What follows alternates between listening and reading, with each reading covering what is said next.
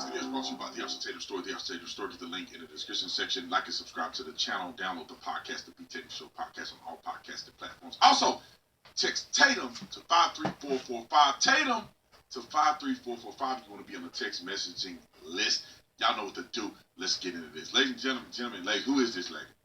Please come to the United States of Arizona and be a Republican in our Republican Congress. Please, somebody go get her. This is one of the most epic, most heartfelt, genuine, compassionate, or not compassionate, but passionate statements to these fake, phony, fraudulent politicians.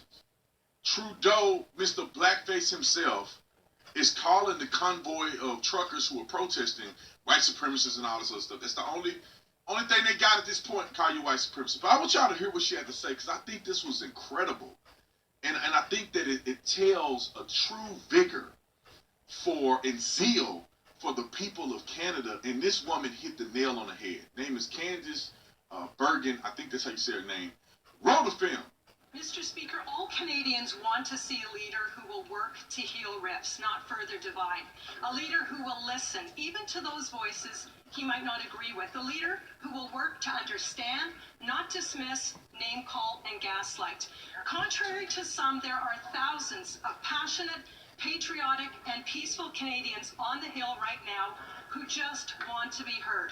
Will the Prime Minister extend an olive branch, and will he listen?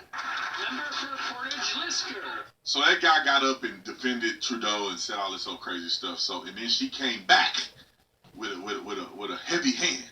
Of course, we all condemn hateful and destructive acts by a few at any protest.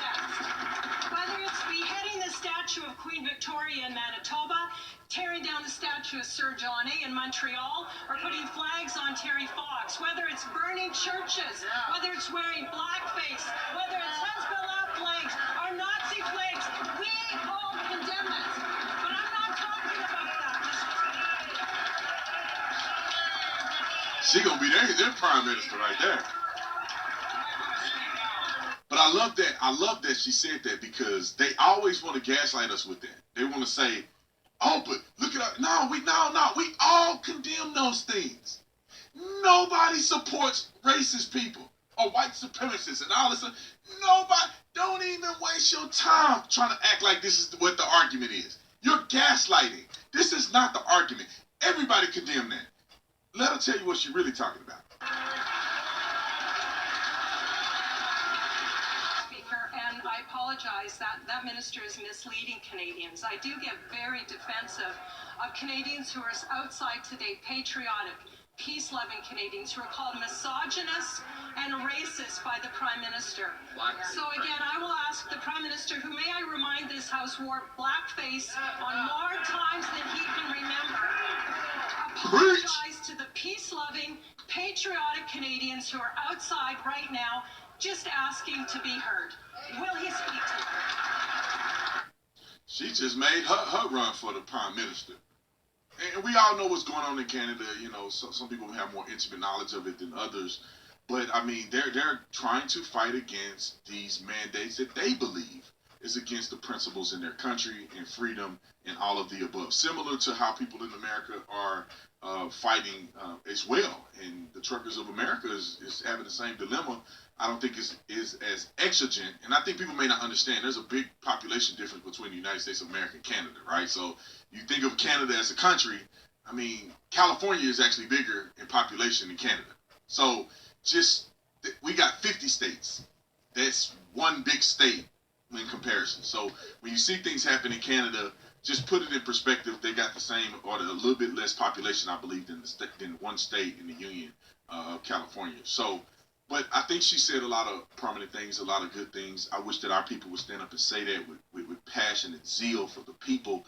And we're tired of these people in leadership who are not standing up for the American citizens.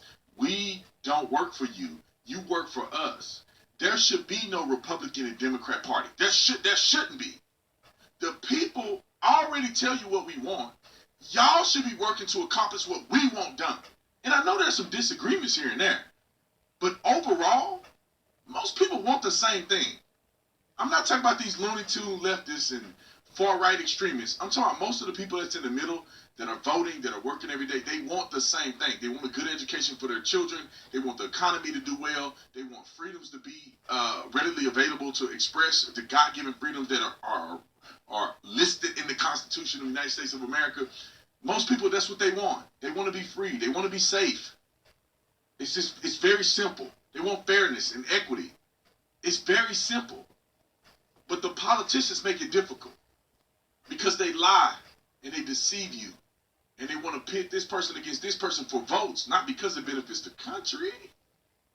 If they actually did their job, we wouldn't have a Democrat-Republican party. We would have one party. And the people will vote for one party. The party that cares about the doggone people. And they will work through the differences that we have to get to a common middle ground. This bipartisan stuff ain't bipartisan. It ain't bipartisan, man. If Democrats vote something, all of them vote, except one. All of them vote. Republicans vote, all of them vote, except one. You know, and enough is enough with that crap, man. And I like what the lady said, man. She said a lot of great stuff. She's a rock star in my book. Hopefully, just imagine if she was the prime minister of Canada.